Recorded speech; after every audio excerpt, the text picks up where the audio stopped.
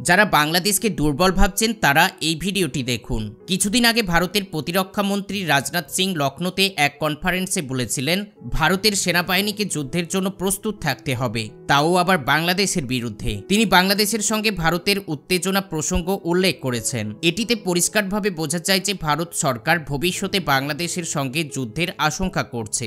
আমরা জানি ভারত একটি শক্তিশালী দেশ, কিন্তু যদি বাংলাদেশের সঙ্গে ভারতের যুদ্ধ হয় তাহলে বাংলাদেশ কতটুকু প্রতিরোধ গড়ে তুলতে সক্ষম হবে, এই বিষয়ে আমাদের সবার জানা অত্যন্ত গুরুত্বপূর্ণ।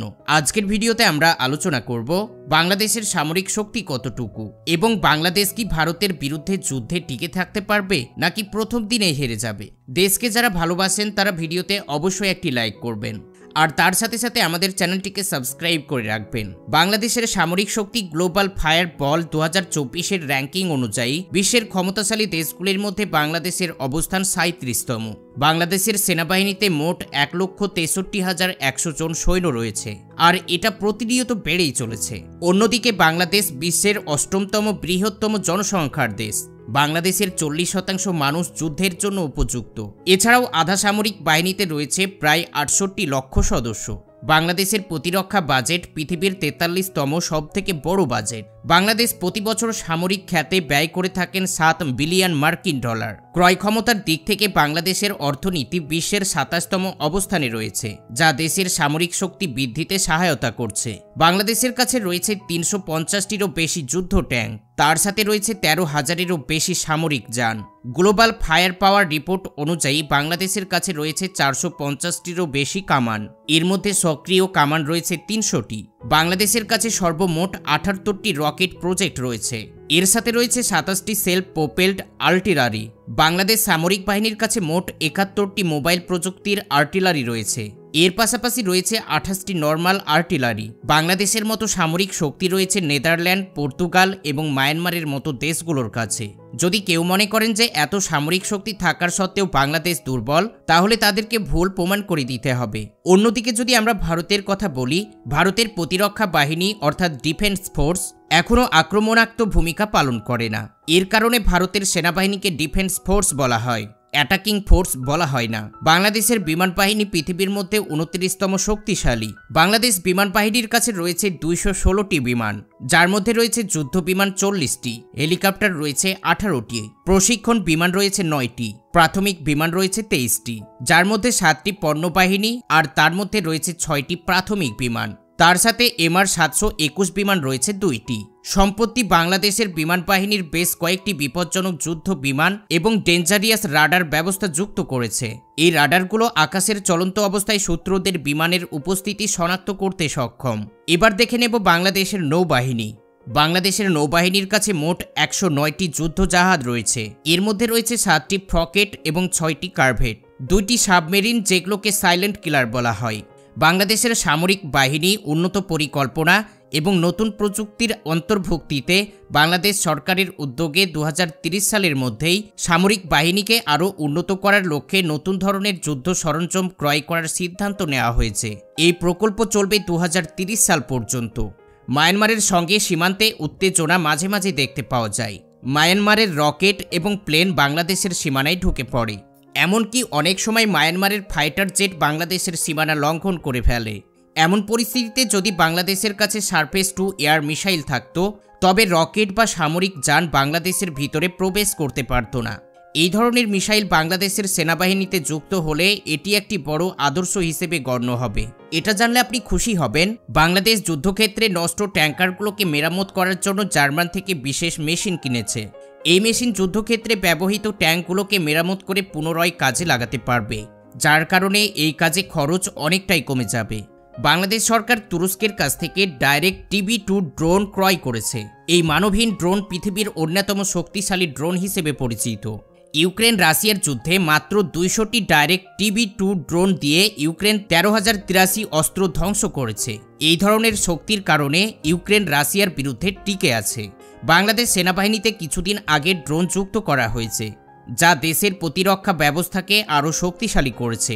বিভিন্ন নিউজের প্রতিবেদন থেকে জানা যাচ্ছে তুরস্কের কাছ থেকে বিভিন্ন ড্রোন এবং মোটরসাইকেল সংগ্রহ করা হয়েছে। চীনের কাছ থেকে নৌবাহিনীর জন্য 3 গ্রেড আনা হয়েছে। মিসাইল এবং সাবমেরিন ড্রোন নির্মাণ করা হচ্ছে। ইতালি থেকে ইউটিলিটি হেলিকপ্টার আনা হচ্ছে, যা নৌবাহিনীর কাছে ব্যবহৃত হবে। কানাডা থেকে নিয়ে আসা হয়েছে অটোমেটিক অস্ত্র, তার সাথে শক্তিশালী আর্টিলারি সিস্টেম। সব মিলিয়ে বলা যায় বাংলাদেশ সামরিক শক্তি একটি নতুন প্রজন্মতে পা রাখছে। এগুলো তো দেখে বুঝতেই পারলাম বাংলাদেশ এখন আর দুর্বল রাষ্ট্র নয়, বাংলাদেশের হাতে চলে এসেছে সুপার পাওয়ার। এখন আমরা দেখে নেব ভারতের সামরিক শক্তি। 2024-এর জাঙ্কি অনুযায়ী পৃথিবীর চতুর্থ শক্তিশালী সামরিক বাহিনী ভারতের কাছে আছে। ভারতের মোট জনসংখ্যা 140 কোটি, সেনাবাহিনীর সদস্যর সংখ্যা 14,50,000, প্যারামিলিটারির সদস্য সংখ্যা 25 লক্ষ।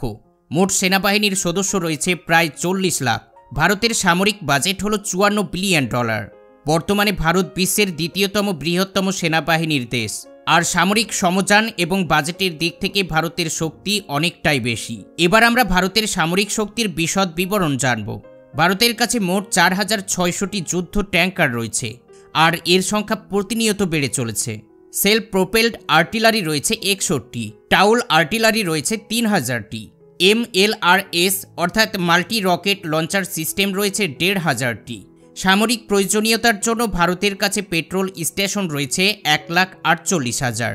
এখন যদি আমরা বিমান বাহিনীর দিকে তাকাই, তাহলে ভারতের বিমান বাহিনী পৃথিবীর চতুর্থ শক্তিশালী বিমান বাহিনী। ভারতীয় বিমান বাহিনীর সংখ্যা 2,200, এর মধ্যে যুদ্ধ বিমান রয়েছে 577টি। ভারতের যুদ্ধক্ষেত্রে বোমারু বিমান এবং উন্নত প্রযুক্তির ড্রোন ব্যবহার করে থাকে। ভারতের কাছে রয়েছে MiG-29, মিরাজ 200, MiG-21 এবং রাফাল ফাইটার জেট। এগুলো ভারতের বিমান বাহিনীর শক্তি আরও বৃদ্ধি করে তুলেছে। ভারতের কাছে রয়েছে 36টি উন্নত মানের হেলিকপ্টার। ভারতের নৌবাহিনী পৃথিবীর 7ম বৃহত্তম নৌবাহিনীর মতো যুদ্ধ জাহাজ রয়েছে। 300টি এয়ারক্রাফট ক্যারিয়ার রয়েছে, 2 এবং ছোট ছোট এয়ারক্রাফট ক্যারিয়ার রয়েছে আরও 8টি। ফায়ার গ্রেড রয়েছে 12টি, কারভেট রয়েছে 19টি, সাবমেরিন রয়েছে 14টি, আর যার মধ্যে বেশিরভাগগুলোই পারমাণবিক অস্ত্র বহন করতে সক্ষম।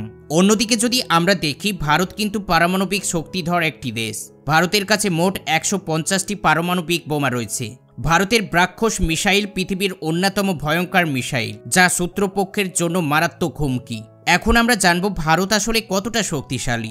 ভারতের সামরিক শক্তি, প্রযুক্তিগত উন্নয়ন এবং সামরিক সংগ্রহের বৈচিত্র্য দেশটিকে বিশ্বের অন্যতম শক্তিধর রাষ্ট্রে পরিণত করেছে।